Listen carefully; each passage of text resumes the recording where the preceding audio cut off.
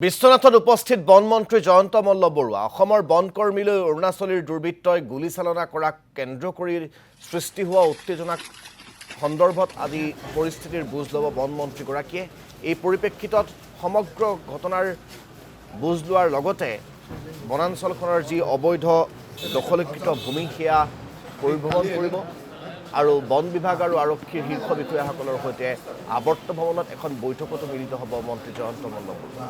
আলোচনাত উপস্থিত থাকিব বন বিভাগৰ বিশেষ মুখ্য সচিব MK যাদৱ, অসম আৰক্ষীৰ মহাপৰিদৰ্শক অখিলেশ কুমাৰ সিং আৰু বিশ্বনাথৰ জ্যেষ্ঠ আৰক্ষী অধীক্ষক। বৈঠকত উপস্থিত থাকিব সাংসদ ৰঞ্জিত দত্ত, বিহালীৰ বিধায়ক মুনীন্দ্ৰ দাস, প্ৰধান মুখ্য বন সংৰক্ষক সন্দীপ কুমাৰ, মুখ্য বন সংৰক্ষক N আনন্দ সহ বহুকেইজন উচ্চপদস্থ বিষয়া।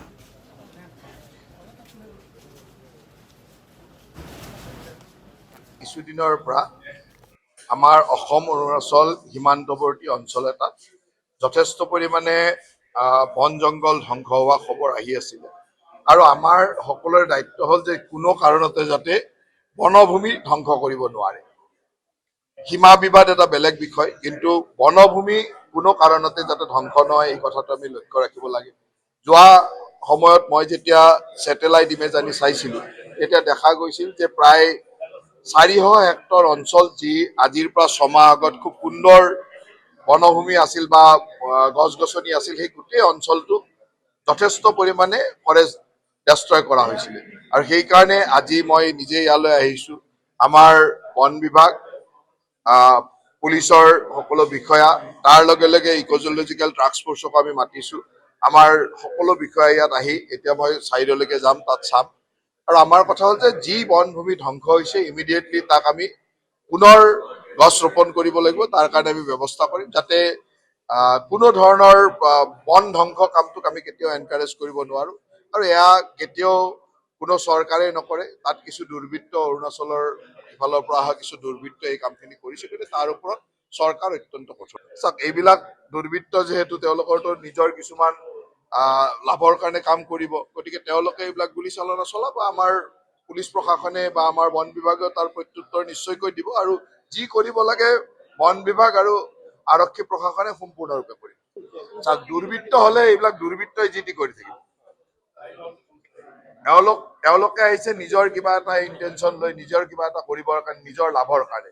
তেওঁলোকৰ লাভত যেতিয়া অসুবিধা হ'ব তেওঁলোকে বিভিন্ন কামেই কৰিব, কিন্তু সেই কথাটোলৈ আমি চাব লগা নাই। আমাৰ কথা হ'ল যে বন ধ্বংস আমি কৰিবলৈ নিদিওঁ আৰু বন ধ্বংস কৰা মানুহৰ ওপৰত আমি কঠোৰ হ'ম। সীমা সমস্যা এটা বেলেগ বিষয়।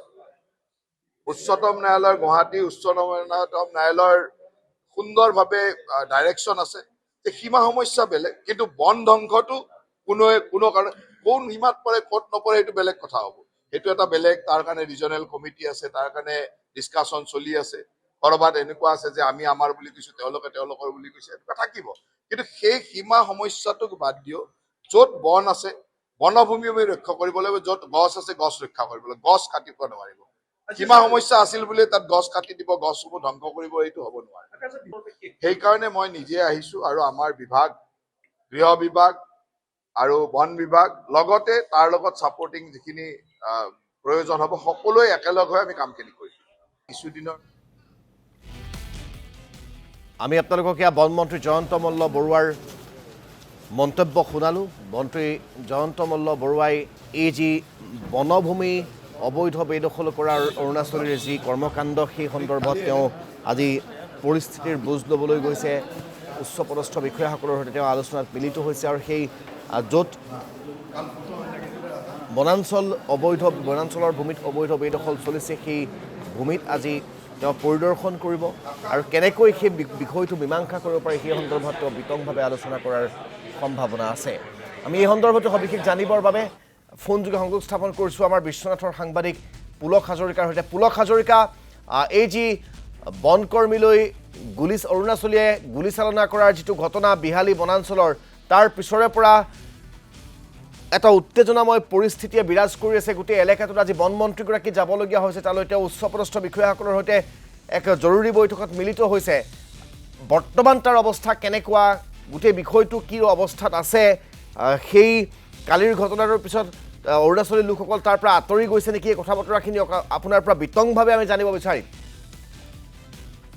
ক'ব লাগিব যে যি বিহালী অভয়াৰণ্য সেই অভয়াৰণ্যত বিগত কেইবাদিনো ধৰি গুলীচালনাৰ ঘটনা সংঘটিত হৈছিলে যোৱা 6 তাৰিখে 6 জুলাই তাৰিখেও 16 জাই গুলী অৰুণাচলী দুৰ্বৃত্তই বনকৰ্মী আৰু কৰিছিলে আৰু কালি পুৱাৰ ভাগতে যি ঘটনা সংঘটিত হৈছিল প্ৰায় 50 জাই গুলী যি অৰুণাচলী দুৰ্বৃত্ত সেই অৰুণাচলী দুৰ্বৃত্তই অসমৰ বনকৰ্মীলৈ লক্ষ্য কৰি গুলীচালনা কৰিছিল আৰু তাৰ পৰিপ্ৰেক্ষিতত আজি যি অসমৰ বন মন্ত্ৰী জয়ন্ত মল্ল বৰুৱা ঘটনাৰ বুজ ল'বৰ বাবে ইতিমধ্যে বিশ্বনাথ জিলাত আহি উপস্থিত হৈছে আৰু জয়ন্ত মল্ল বৰুৱাই প্ৰথমে যি বিশ্বনাথৰ আৱৰ্ত ভৱন সেই আৱৰ্ত ভৱনত বিশ্বনাথ জিলাৰ যি বন বিভাগ আৰু আৰক্ষী বিষয়াসকলৰ জ্যেষ্ঠ বিষয়াসকলৰ লগত আলোচনাৰ বুজ লৈছে আৰু ইতিমধ্যে আৱৰ্ত ভৱনৰ পৰা তেওঁ গতি কৰিছে বিহালীৰ যি অভয়াৰণ্য সেই অভয়াৰণ্যলৈ আৰু উল্লেখ কৰিব লাগিব যে বন মন্ত্ৰীগৰাকীয়ে কৈছে যে প্ৰায় 400 হেক্টৰ ভূমি ইতিমধ্যে বনভূমি ধ্বংস হৈছে আৰু সেই বনভূমিত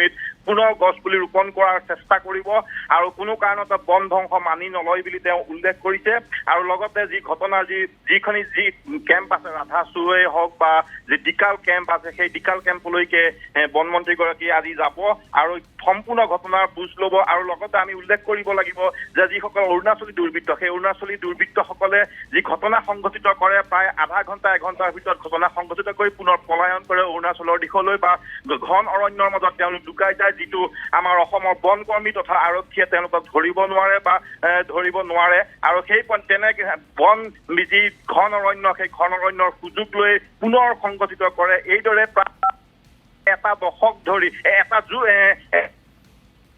বছৰ ধৰি এই ঘটনা সংঘটিত হৈ আহিছে আৰু এই ক্ষেত্ৰত কিন্তু যিসকল চৰকাৰে যি কৰণীয় কাম আছিল সেই কৰণীয় কাম এতিয়ালৈকে সম্পূৰ্ণ উঠা নাই এই সমগ্ৰ প্ৰক্ৰিয়াটো যাতে আজি বুজ ল'বৰ বাবে জয়ন্ত মল্ল বৰুৱা বিহালী অভয়াৰণ্যলৈ আছে বুলি আমি জানিব পাৰিছো। ধন্যবাদ জ্ঞাপন কৰিছো আপোনাক সবিশেষ জনোৱাৰ বাবে পুলক হাজৰিকা।